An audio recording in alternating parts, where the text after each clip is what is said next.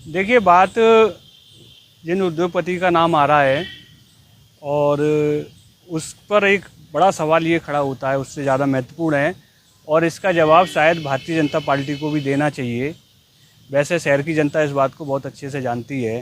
कि जिन उद्योगपति श्री राजकुमार मित्तल जी का नाम इस पूरे उसमें आया है, वो किस सत्ताधारी जनप्रतिनिधि की टीम का हिस्सा हैं, ये भारतीय जनता पार्टी को बताना चाहिए। सामान्यतः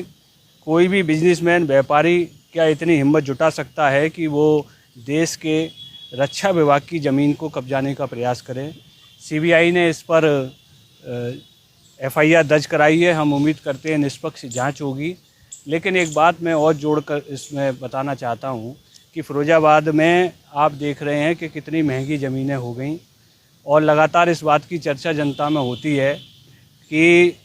जो ज़मीन फिरोजाबाद के अंदर है, बहुत सारी ज़मीनों को कुछ लोग,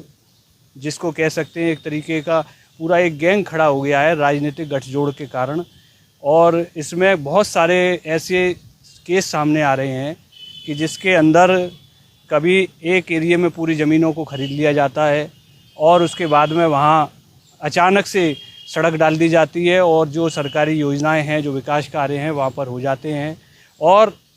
वो ज़मीनों को जो किसानों से लिया जाता है वो बीघों में कुछ हज़ार या कुछ लाख रुपए में ज़मीनों को ख़रीद कर,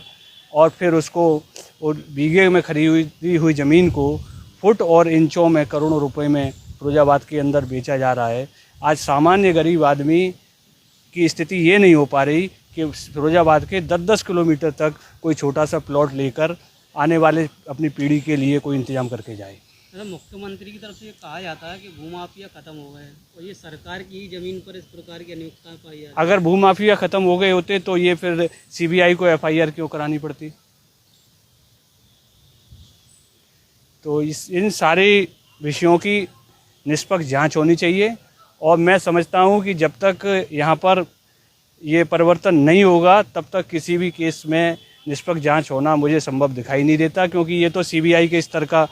मामला था। इसलिए कि सामान्य बिजनेसमैन की ये हिम्मत नहीं है कि वो देश के रक्षा विभाग की ज़मीन को कब्जाने का प्रयास करे। इसमें निश्चित तौर पर अगर इसकी जांच को जब फैलावट होगी, सीबीआई इस पर जांच करेगी, तो बहुत सारी चीज़ें इसमें सामने आएगी, और समाजवादी पार्टी इस पूरे केस पर नज़र रखे हुए है कि क्या इस पर कार्रवाई होती है और कौन कौन दोषी हैं, और जांच का दायरा कितना बड़ा सीबीआई द्वारा किया जाता है। इस पर समाजवादी पार्टी की नज़र रहेगी, और जनता से भी अब मैं निवेदन करना चाहता हूं कि जब समाजवादी पार्टी की सरकार आएगी तो जितने भी ये इस तरीके के मामले हैं उसकी उच्च स्तरीय जांच करके पूरा न्याय दिलाने का काम शहर की जनता को किया जाए।